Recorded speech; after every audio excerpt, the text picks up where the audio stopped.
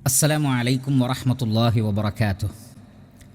الحمد لله رب العالمين والصلاة والسلام على أشرف الأنبياء والمرسلين نبينا وحبيبنا محمد وآله وأصحابه أجمعين وعلى من تبعهم بإحسان إلى يوم الدين أما بعد. വളരെയേറെ ബഹുമാനമുള്ള സത്യവിശ്വാസികളെ, സഹോദരങ്ങളെ, പരിശുദ്ധ ഖുർആനിലെ സൂറത്തു ത്വാഹയിലെ 82-ാമത്തെ ആയത്ത്, ആ ആയത്തിൽ ഉൾക്കൊള്ളുന്ന ആശയം അത് എൻ്റെയും നിങ്ങളുടെയും ശ്രദ്ധയിൽപ്പെടുത്തുവാനാണ് ഉദ്ദേശിക്കുന്നത്. നമുക്കറിയാം, മനുഷ്യർ അവർ തെറ്റ് സംഭവിക്കുന്നവരാണ്. ധാരാളമായി തെറ്റ് ചെയ്യുന്നവർ അവരുടെ കൂട്ടത്തിലുണ്ട്. വലിയ വലിയ പാപങ്ങൾ ആവർത്തിച്ച് ചെയ്യുന്നവരും മനുഷ്യരുടെ കൂട്ടത്തിലുണ്ട്. ആ പാപങ്ങളെല്ലാം അല്ലാഹു സുബ്ഹാനഹു വ തആല അവർക്ക് പുറത്തു കൊടുക്കുന്നില്ലെങ്കിൽ തീർച്ചയായും അവർ ഇരുലോകത്തും നഷ്ടക്കാരിൽ ഉൾപ്പെട്ടു പോകും. അതുകൊണ്ട് തന്നെ ഒരു യഥാർത്ഥ വിശ്വാസി തൻ്റെ പാപങ്ങൾ പൊറുക്കപ്പെടുവാൻ ആത്മാർത്ഥമായി ആഗ്രഹിക്കുന്നവനും അതിനുവേണ്ടി പരിശ്രമിക്കുന്നവനുമായിത്തീരണം. അങ്ങനെയാണെങ്കിൽ ഒരാളുടെ പാപങ്ങൾ അല്ലാഹു സുബ്ഹാനഹു വ തആല അവർക്ക് പുറത്തു കൊടുക്കാമെന്ന് ഗ്യാരണ്ടി നൽകുന്നുണ്ട്. പക്ഷേ അല്ലാഹു സുബ്ഹാനഹു വ തആല പറയുന്ന ചില നിബന്ധനകൾ അതിൽ പാലിക്കേണ്ടതുണ്ട്. അത്തരം നിബന്ധനകളിൽ സുപ്രധാനമായ 4 കാര്യങ്ങൾ വിശദീകരിക്കുന്ന ആയത്താണ് നാം നേരത്തെ സൂചിപ്പിച്ച സൂറത്തു ത്വാഹയിലെ 82-ാമത്തെ ആയത്ത്.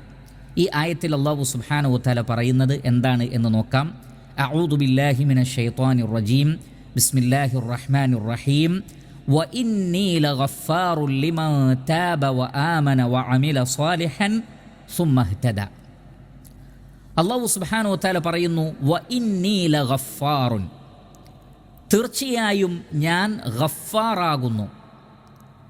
എന്താണ് ഗഫാർ എന്ന് പറഞ്ഞാൽ? അല്ലാഹു സുബ്ഹാനഹു വ തആലയുടെ അസ്മാ ഉൽ ഹുസ്ന, വിശിഷ്ടമായ നാമങ്ങളിലെ ഒരു നാമമാണ്, അള്ളാഹുവിൻ്റെ ഒരു പേരാണ് അൽ ഗഫാർ. ഗാഫിർ, ഗഫൂർ, ഗഫാർ, ഇത് 3ഉം അള്ളാഹുവിൻ്റെ നാമങ്ങളാണ്. 3ൻ്റെയും ആശയങ്ങൾ പാപങ്ങൾ പൊറുക്കുന്നവൻ എന്ന് തന്നെയാണ്. ഉദാഹരണത്തിന് അല്ലാഹു സുബ്ഹാനഹു വ തആലയുടെ ഒരു ഇസ്മാണ് അൽ ഗാഫിർ, പാപങ്ങൾ പൊറുക്കുന്നവൻ.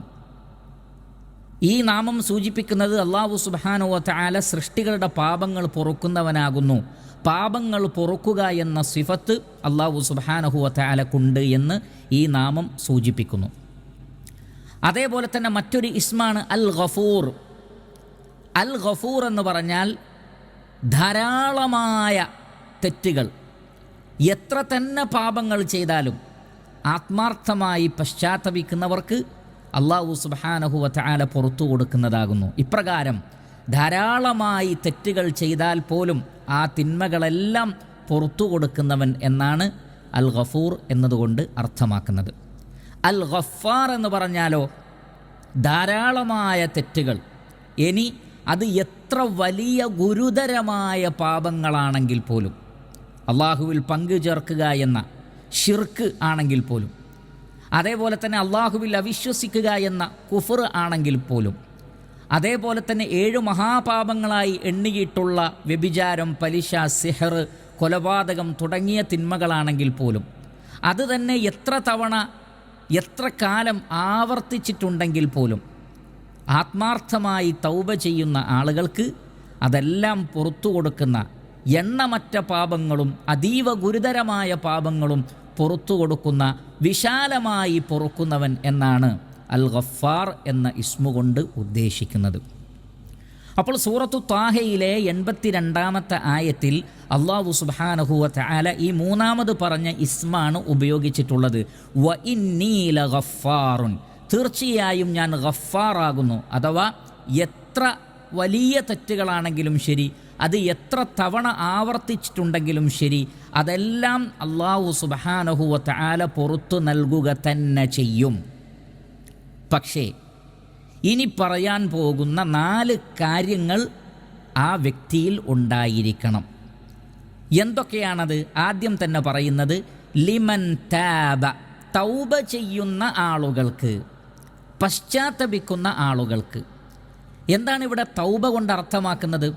സഹോദരങ്ങളെ, തൗബ എന്ന് പറഞ്ഞാൽ ഒരു വ്യക്തി താൻ ചെയ്ത തെറ്റിനെ സംബന്ധിച്ച് അയാൾക്ക് തിരിച്ചറിവുണ്ടാവുകയും ഞാൻ ചെയ്തത് ഒരു തെറ്റ് തന്നെയാണ് എന്ന് കൃത്യമായ ബോധ്യമുണ്ടാവുകയും അതിൽ അതീവമായി ദുഃഖിക്കുകയും ഞാൻ ഒരിക്കലും ഇത് ചെയ്യാൻ പാടില്ലായിരുന്നു എന്നയാൾ മനസ്സിലാക്കുകയും അതുകൊണ്ട് തന്നെ ഇനി ഞാൻ ഈ തെറ്റ് ആവർത്തിക്കുകയില്ല എന്ന് പ്രഖ്യാപിക്കുകയും അങ്ങനെ പിന്നീട് സൽക്കർമ്മങ്ങളിൽ നിരതമാവുകയും ചെയ്യുന്ന ഒരവസ്ഥക്കാണ് യഥാർത്ഥത്തിൽ തൗബ എന്ന് പറയുന്നത്.